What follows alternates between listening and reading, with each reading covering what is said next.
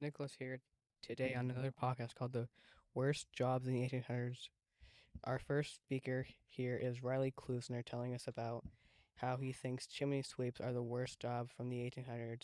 Here comes our second guest speaker, Jaylee, coming to tell us that the powder monkeys are the worst jobs in the 1800s. So let's get started. I'm Riley Klusner, and I think chimney sweeping is the hardest job for kids in the 1800s. I think this because they can die doing their job, and when they die, it will be slowly and painful. Some ways they can die is testicular cancer, suffocation, and getting stuck.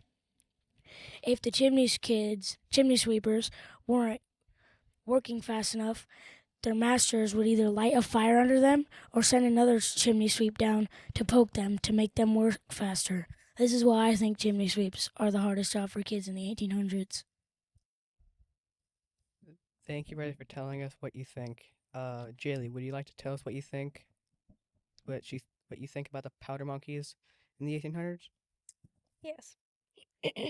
Imagine yourself running around a European ship during a harrowing war, constantly bringing gunpowder to the team's guns.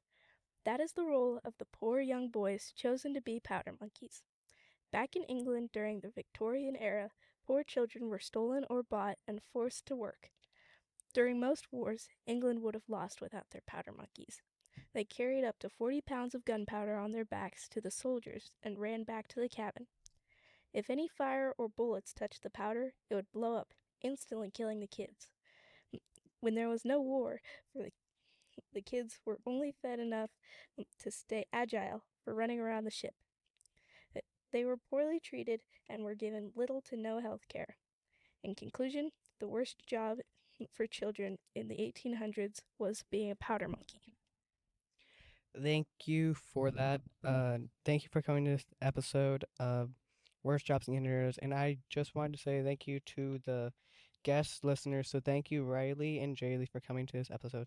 And thank you all for people who listened to this episode of The Worst Jobs in the 1800s.